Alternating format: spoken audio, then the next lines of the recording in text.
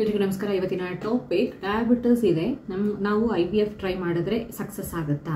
Usual ಆಗಿ IVF success rate ಜಾಸ್ತಿನೇ, ಆದರೆ ಆ IVF ಪ್ರಾಸೆಸ್ಸಲ್ಲಿ ಡಯಾಬಿಟಿಸ್ ಇತ್ತು ಅಂತಂದರೆ ಅದೊಂದು ದೊಡ್ಡ ಹರ್ಡಲ್. ಓಕೆ, ಬೇರೆ ಯಾವುದೇ ಥರನಾದಂತಹ ಇನ್ಫರ್ಟಿಲಿಟಿ ಇಶ್ಯೂ ಇತ್ತು, ಲೈಕ್ ಎಗ್ ಕ್ವಾಲಿಟಿ ಆಗಿರಬಹುದು, ಸ್ಪರ್ಮ್ ಕ್ವಾಲಿಟಿ ಆಗಿರಬಹುದು, ಯೂಟ್ರಸ್ ಪ್ರಾಬ್ಲಮ್ ಆಗಿರಬಹುದು, ಅಥವಾ ಫೈಬ್ರಾಯ್ಡ್ಸ್ ಆಗಿರ್ಬೋದು, ಪಾಲಿಪ್ಸ್ ಆಗಿರ್ಬೋದು, ಹಾರ್ಮೋನಲ್ ಇಂಬ್ಯಾಲೆನ್ಸ್ ಆಗಿರ್ಬೋದು, ಓವಲೇಷನ್ ಇಶ್ಯೂಸ್ ಆಗಿರ್ಬೋದು, ಈ ಥರ ಯಾವುದೇ ಮೇಜರ್ ಇಶ್ಯೂ ಇತ್ತು ಅಂತಂದು IVF ಮಾಡಿಸ್ತಿದ್ದೀರಾ ಅಂತಂತಂದರೆ that is different. Okay, but ಬೇರೆ ಯಾವುದು ವರ್ಕ್ ಆಗ್ತಾ ಇಲ್ಲ, ನಾವು ಏನು ಮಾಡಿದ್ರು ನಮ್ಗೆ ಆಗ್ತಾ ಇಲ್ಲ, IVF is the last option ಅಂತ ಹೇಳಿ ಡಾಕ್ಟರ್ ಹೇಳಿದ್ದಾರೆ, ಸೊ ನಾವು IVF ಮಾಡಿಸಿದ್ದೀವಿ ಅಂತಂತಂದರೆ ದಟ್ ಇಸ್ ಡಿಫ್ರೆಂಟ್.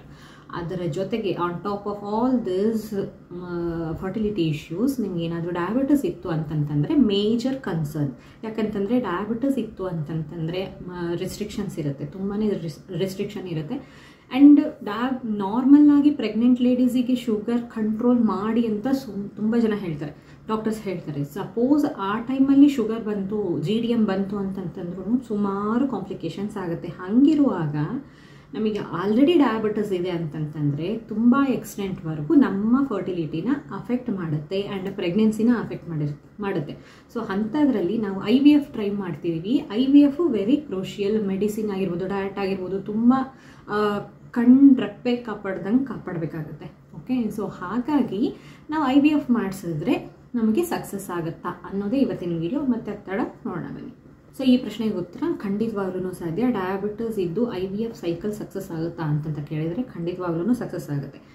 ಏನು ಶುಗರ್ ಲೆವೆಲ್ಸು ಕಂಟ್ರೋಲ್ಡ್ ಇರಬೇಕು.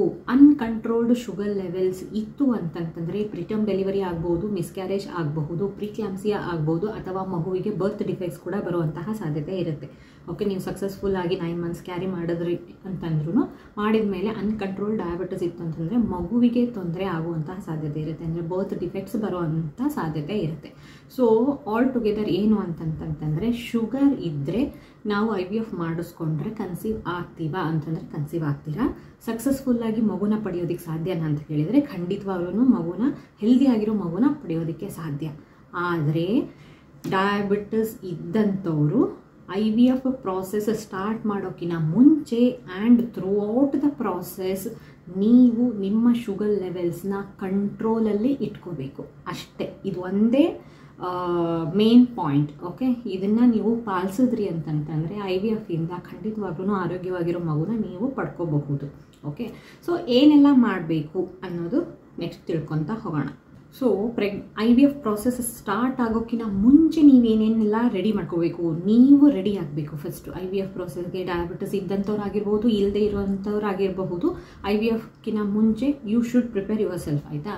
ಆದರೆ ಡಯಾಬಿಟಿಸ್ ಇದ್ದಂಥವ್ರು IVFಗೂ ಮುಂಚೆ ಏನೆಲ್ಲ ರೆಡಿ ಆಗಬೇಕು ಅಂತಂತಂದರೆ tough and stiff control of your sugar levels.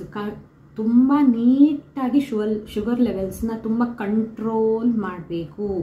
Every day ನಿಮ್ಮ after food, before food sugar levels ಎಷ್ಟಿದೆ ಅನ್ನೋದನ್ನು ನೋಟ್ ಡೌನ್ ಮಾಡಿಕೊಂಡು ಚಾರ್ಟ್ ಮಾಡಿಕೊಂಡು ಒಂದು ಚಾರ್ಟ್ ಮೇಂಟೈನ್ ಮಾಡಿ.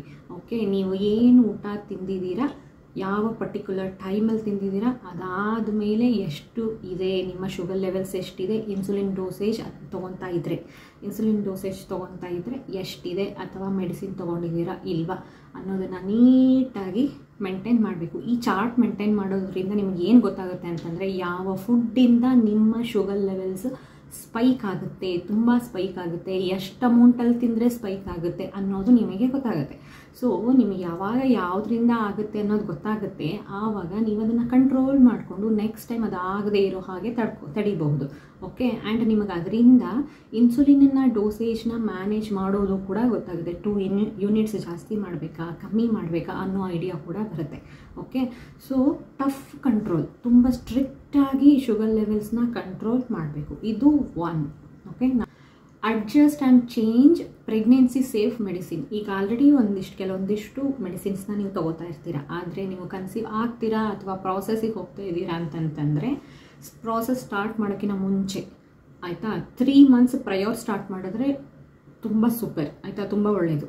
ನೀವು 3 ಮಂತ್ಸ್ ಆದಮೇಲೆ IVF ಹೋಗಬೇಕು ಪ್ಲ್ಯಾನ್ ಮಾಡಬೇಕು ಅಂತ ಅಂದ್ಕೊಂಡಿದ್ದೀರಾ, ಸ್ಟಾರ್ಟ್ ಮಾಡಬೇಕು ಅಂದ್ಕೊಂಡಿದ್ದೀರಾ ಅಂತಂದರೆ ಮುಂಚೆ 3 ಮಂತ್ಸ್ಗಿಂತ ಮುಂಚೆನೇ ನೀವು ಪ್ರೆಗ್ನೆನ್ಸಿ ಸೇಫ್ ಮೆಡಿಸಿನ್ಸ್ನ ಸ್ಟಾರ್ಟ್ ಮಾಡಿದ್ರೆ ತುಂಬಾ ಒಳ್ಳೆಯದು. 3 ಮಂತ್ಸ್ಗಿನ ಮುಂಚೆನೇ ಪ್ರಾಸೆಸ್ ಸ್ಟಾರ್ಟ್ ಮಾಡಿ ಅಂತ ಹೇಳಿದ್ನಲ್ವಾ, ಈ 3 ಮಂತ್ಸಲ್ಲಿ ಹೆಲ್ದಿ BMIನ ರೀಚ್ ಆಗಬೇಕು ಅಂತಂತಂದರೆ ಬಾಡಿ ಮಾಸ್ ಇಂಡೆಕ್ಸ್ ಆಯಿತಾ, ವೇಟ್ ಟು ಹೈಟ್ ರೇಷಿಯೋ ಏನಿದೆ ಅದನ್ನು ಕ್ಯಾಲ್ಕುಲೇಟ್ ಮಾಡಿ ನಿಮ್ಮದು ಹೆಲ್ದಿ ರೇಂಜಲ್ಲಿ ಬರಬೇಕು ಆಯಿತಾ. ಒಬೆಸಿಟಿ ಇದ್ದು ಜೊತೆಗೆ ಡಯಾಬಿಟಿಸ್ ಇದೆ ಅಂತಂತಂದರೆ ಕಾಂಪ್ಲಿಕೇಶನ್ಗೆ ಮತ್ತೊಂದು ಹಾದಿ ಮಾಡಿಕೊಟ್ಟಂಗೆ ಆಗುತ್ತೆ ನಿಮ್ಮ ಪ್ರೆಗ್ನೆನ್ಸಿ ಜರ್ನಿನಲ್ಲಿ. ಓಕೆ, ಸೊ ಹಾಗಾಗಿ ಹೆಲ್ದಿ BMIನ ಮೇಂಟೈನ್ ಮಾಡಬೇಕು. ಸೊ 3 ಮಂತ್ಸ್ಗಿನ ಮುಂಚೆನೇ ನೀವು ಪ್ರಾಸೆಸ್ನ ಸ್ಟಾರ್ಟ್ ಮಾಡಿ ನಿಮ್ಮ ಶುಗರ್ ಲೆವೆಲ್ಸ್ನ ಕಂಟ್ರೋಲ್ ಮಾಡಿಕೊಂಡು ವೇಟ್ ಮ್ಯಾನೇಜ್ಮೆಂಟ್ ಮಾಡಿದ್ರಿ ಅಂತಂತಂದರೆ it will be more easy and more successful ಆಯಿತಾ. ಡಯಾಬಿಟಿಸ್ ಇದ್ದಂಥವ್ರಿಗೆ ಬಾಡಿ ಆರ್ಗನ್ಸ್ ಡ್ಯಾಮೇಜ್ ಆಗೋವಂಥದ್ದು ತುಂಬಾ ಕಾಮನ್, ಬಟ್ ಇದು ಲೇಟರ್ ಇನ್ ಏಜಸ್ ಅಂತಂತಂದರೆ ಸುಮಾರು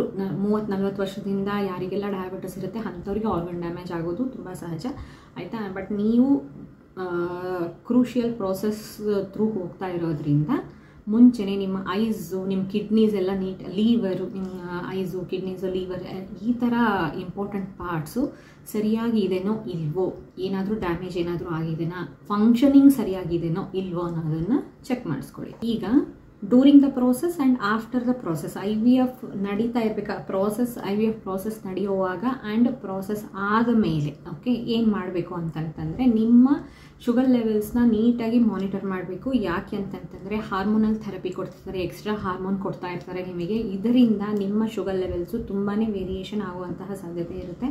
ಸೊ ಡಾಕ್ಟರ್ಸ್ ಪ್ರಯೋರ್ ಹೇಳ್ತಾರೆ ಓಕೆ. ಅಂದ್ರೂ ನೀವು ನಿಮ್ಮ ಶುಗರ್ ಲೆವೆಲ್ಸ್ನ ಮಾನಿಟರ್ ಮಾಡಿ ಯಾವಾಗ ಜಾಸ್ತಿ ಆಗ್ತಾ ಇದೆ ಯಾವಾಗ ಆಗ್ತಾ ಇಲ್ಲ ಅನ್ನೋದನ್ನು ನೋಟ್ ಮಾಡಿಕೊಂಡು ಡಾಕ್ಟರ್ಸ್ಗೆ ನೆಕ್ಸ್ಟ್ ವಿಸಿಟಲ್ಲಿ ತಿಳಿಸ್ಬೇಕು. Portion management and controlled diet, portion ಎಷ್ಟು ತಿಂತಾ ಇದ್ದೀರಾ ಅನ್ನೋದು ಕೂಡ ಇಂಪಾರ್ಟೆಂಟ್. ಸೊ ಇಷ್ಟಿಷ್ಟೇ ತಿನ್ನಿ, ಇಷ್ಟಿಷ್ಟೇ ತಿನ್ನಿ, ಸತ್ಯವಾಗ್ಲೂ ಹೇಳ್ತೀನಿ ಇಷ್ಟಿಷ್ಟೇ ತಿಂತೀವಿ ಇಷ್ಟಿಷ್ಟೇ ತಿನ್ನಿ ಅಂತಂತ ಹೇಳ್ತಾರೆ, ಹೊಟ್ಟೆನೇ ತುಂಬಲ್ಲ ಆಯಿತಾ. ತುಂಬಿದ್ದು ಸಮಾಧಾನ ಆಗಲ್ಲ, ತಿಂದಿದ್ದೀವಿ ಅನ್ನೋ ಸಮಾಧಾನ ಆಗಲ್ಲ, ಊಟ ಮಾಡಿದ್ದೀವಿ ಅನ್ನೋ ಸಮಾಧಾನ ಆಗಲ್ಲ. ಅದು ಪ್ರೆಗ್ನೆಂಟ್ ಇದ್ದವ್ರಿಗಂತೂ ಇಟ್ ಇಸ್ ಸೋ ಹಾರ್ಡ್. ಯಾಕಂತಂದರೆ ನೀವು ಪ್ರತಿ ಸತಿ ಆರೋಗ್ಯವಾಗಿರೋ ವ್ಯಕ್ತಿನೇ ನಾರ್ಮಲ್ಲಾಗಿ ಪ್ರೆಗ್ನೆಂಟ್ ಇದ್ದವಾಗ ಪದೇ ಪದೇ ತಿನ್ನಬೇಕು ಕ್ರೇವಿಂಗ್ಸ್ ಅಂತಂತ ಹೇಳಿ ತಿಂತಾರೆ. ಅಂಥದ್ರಲ್ಲಿ ಈ ಡಯಾಬಿಟಿಸ್ ಇದ್ದಂಥವ್ರಿಗಂತೂ ಇನ್ನೂ ಹಗಲೆಲ್ಲ ತಿನ್ನಬೇಕು ಅಂತಂತ ಅನಿಸುತ್ತೆ ಆಯಿತಾ. ಆದರೆ ತಿನ್ನೋ ಹಾಗಿಲ್ಲ, ಇಷ್ಟಿಷ್ಟೇ ತಿನ್ನಬೇಕಂತ ಇಷ್ಟಿಷ್ಟೇ ತಿನ್ನಬೇಕಂತ ಯಾವ ಕಡೆಯಿಂದನೂ ಸಮಾಧಾನ ಆಗಲ್ಲ. ಎಷ್ಟು ಫ್ರಸ್ಟ್ರೇಟಿಂಗ್ ಗೊತ್ತಾ, ಅದು ತುಂಬಾ ಫ್ರಸ್ಟ್ರೇಟಿಂಗ್. ಸೊ ಯಾರಿಗೆಲ್ಲ ಇದು ಅನುಭವ ಆಗಿರುತ್ತೆ ಅಂಥವ್ರಿಗೆ ಚೆನ್ನಾಗಿ ಅರ್ಥ ಆಗುತ್ತೆ. ತುಂಬಾ ಕಷ್ಟ ಆಯಿತಾ. ದೇವ್ರು ನಮ್ಗೆ ಯಾಕೆ ಹಿಂಗೆ ಮಾಡ್ತಾ ಇದ್ದಾನೆ ಅನ್ನೋದಾಗುತ್ತೆ. ಇದೆಲ್ಲನೂ ಎಷ್ಟು ಹಿಂಸೆ ಕೊಡುತ್ತೆ ಅಂತಂದರೆ ಆಲ್ರೆಡಿ ನಿಮಗೆ ಹಗಲೆಲ್ಲ ಇಲ್ಲಿ ಪ್ರಿಕ್ ಮಾಡ್ಕೋಬೇಕು ನಮಗೆ ಶುಗರ್ ಲೆವೆಲ್ಸ್ ಎಷ್ಟಿದೆ ಅಂತಂತ ಹೇಳಿ ಚೆಕ್ ಮಾಡೋದಕ್ಕೆ. ಅದು ಏನು ಬಿಫೋರ್ ಫುಡ್ ಆಫ್ಟರ್ ಫುಡ್ಡು ಬೆಳಗ್ಗೆ ಮಧ್ಯಾಹ್ನ ರಾತ್ರಿ ಅಂತಂದರೆ ಆಲ್ ಟುಗೆದರ್ 6 ಪ್ರಿಕ್ಸ್ ಆಯ್ತಲ್ಲೇ. ಆ ಸತಿ ಚುಚ್ಕೋಬೇಕು. ಯಾವನ್ ಚುಚ್ಕೊಂತಾನೆ ಹಗಲೆಲ್ಲ ಹಿಂಗೆ ಚುಚ್ಚಿ ಹಿಂಗೆ ರಕ್ತ ಬರೋವರೆಗೂ ಒತ್ಕೋಬೇಕು. ಯಾವನ್ ಮಾಡ್ತಾನೆ ಅದನ್ನು? ನಮಗೆ ನಾವೇ ಚುಚ್ಕೊಳ್ಳೋದು ಎಷ್ಟು ಕಷ್ಟ ಆಗುತ್ತಾ? ಓಕೆ, ತುಂಬಾ ಕಷ್ಟ. ಅದು 6 ಸತಿ ಚುಚ್ಕೊಳ್ಳಿ, 1 ಡೇಗೆ 6 ಸತಿ ಆಗುತ್ತೆ. ಹಾಗಂತ ನೀವು ಇವತ್ತು ಮಾಡಿ ನಾಳೆ ಮಾಡಿದ್ರೆ ಬಿಡೋದಕ್ಕಾಗೋದಿಲ್ಲ. ಆವಾಗಲೂ ನೀವು ಚೆಕ್ ಮಾಡ್ಕೊಳ್ಳೇಬೇಕಾಗುತ್ತೆ. ಆ್ಯಂಡ್ ಅದ್ರ ಜೊತೆಗೆ ಇನ್ಸುಲಿನ್ ಏನಾದರೂ ಸ್ಟಾರ್ಟ್ ಆಗಿತ್ತು ಅಂತಂತಂದರೆ ಬೆಳಗ್ಗೆ ಚುಚ್ಕೋ, ರಾತ್ರಿ ಚುಚ್ಕೋ ಆಯಿತಾ. ಇಲ್ಲಿ 6, ಇಲ್ಲಿ 7, 8 ಆಯಿತಾ. ಸೊ ಎಷ್ಟಾಯಿತು, ಒಂದು ದಿವಸಕ್ಕೆ 8 ಸತಿ ಚುಚ್ಚಿಸ್ಕೋಬೇಕು. ನರ್ಕ ಅಂದರೆ ಏನು ಅಂತಂದರೆ ಅಲ್ಲೇ ಆಗಿಬಿಡುತ್ತೆ ಆಯಿತಾ. ಈ ಕಡೆ ಪ್ರೆಗ್ನೆನ್ಸಿನ ಎಂಜಾಯ್ ಮಾಡೋದಕ್ಕಾಗಲ್ಲ, ಈ ಕಡೆ ನಮ್ಮನ್ನು ನಾವು ನೋಡ್ಕೊಳ್ಳೋದಕ್ಕಾಗೋದಿಲ್ಲ, ಜೊತೆಗೆ ಇದು ಬೇರೆ. ಯಾವನು ಹೇಳಿದಾನೆ ಇದನ್ನ ಅನ್ನೋಂಥ ಫ್ರಸ್ಟ್ರೇಷನ್ ಬರುತ್ತೆ. ಓಕೆ, ಯಾರಿಗೆಲ್ಲ ಡಯಾಬಿಟಿಸ್ ಇದೆ ಆಗಲ್ಲ ಅಂತೇನಿಲ್ಲ, ಖಂಡಿತವಾಗ್ಲೂ ಆಗುತ್ತೆ. ಧೈರ್ಯದಿಂದಿರಿ. Throughout the process diet maintain ಮಾಡಿ, ಪೋರ್ಷನ್ ಮ್ಯಾನೇಜ್ಮೆಂಟ್ ಮಾಡಿ, ನಿಮ್ಮ ಶುಗರ್ ಲೆವೆಲ್ಸ್ನ ಮಾನಿಟರ್ ಮಾಡಿ, ಇನ್ಸುಲಿನ್ ಲೆವೆಲ್ಸ್ ಎಷ್ಟು ಹೇಳಿದ್ದಾರೆ ಅದನ್ನು ಸರಿಯಾಗಿ ತಗೊಳ್ಳಿ. ಪಾಸಿಟಿವ್ ಆಗಿರಿ. ವೇರಿಯೇಷನ್ ಆಯಿತು ಅಂತಂತಂದರೆ ಡಾಕ್ಟರ್ಸಿಗೆ ಇನ್ಫಾರ್ಮ್ ಮಾಡಿ. ಯಾಕಂತಂದರೆ ಎಕ್ಸ್ಟ್ರಾ ಹಾರ್ಮೋನ್ಸ್ ಕೊಡ್ತಾ ಇರ್ತಾರಲ್ವ, ಸೊ ಹೆಚ್ಚು ಕಮ್ಮಿ ಆಗುವಂತಹ ಸಾಧ್ಯತೆ ಇರುತ್ತೆ. ಆ್ಯಂಡ್ ಸ್ಟ್ರೆಸ್ಸಿಂದ ಕೂಡ ಆಗುತ್ತೆ. ಸೊ ಒಂದು ಸ್ವಲ್ಪ ಅದ್ರ ಕಡೆ ಲಕ್ಷ್ಯ ಇಟ್ಕೊಳ್ಳಿ. ಖಂಡಿತವಾಗ್ಲೂ IVFಗೆ ಯಾವುದೇ ಥರನಾದಂತಹ ತೊಂದರೆ ಆಗಲ್ಲ, ನೀವು ಶುಗರ್ ಲೆವೆಲ್ಸ್ನ ನೀಟಾಗಿ ಕಂಟ್ರೋಲಲ್ಲಿ ಇಟ್ಕೊಂಡ್ರೆ. ಓಕೆ, ಖಂಡಿತವಾಗ್ಲೂ ಸಕ್ಸಸ್ ಆಗುತ್ತೆ. No need to worry. ಇದನ್ನ ಬಿಟ್ಟರು ಮತ್ತೇನಾದರೂ ಡೌಟ್ಸ್ ಇತ್ತು ಅಂತಂತಂದರೆ ಕಮೆಂಟ್ ಬಾಕ್ಸಲ್ಲಿ ತಿಳಿಸಿ, ಖಂಡಿತವಾಗ್ಲೂ ಉತ್ತರ ಕೊಡೋಕ್ಕೆ ಟ್ರೈ ಮಾಡ್ತೀನಿ. ಆ್ಯಂಡ್ ಈ ವಿಡಿಯೋ ನಿಮಗೆ ಇನ್ಫಾರ್ಮೇಟಿವ್ ಅಂತ ಅನ್ನಿಸ್ತು ಅಂದರೆ ಲೈಕ್ ಮಾಡಿ, ಕಮೆಂಟ್ ಮಾಡಿ ಆ್ಯಂಡ್ ಶೇರ್ ಮಾಡಿ. ನನ್ನ ಚಾನಲ್ನ ಸಬ್ಸ್ಕ್ರೈಬ್ ಕೂಡ ಮಾಡಿ. ಧನ್ಯವಾದ.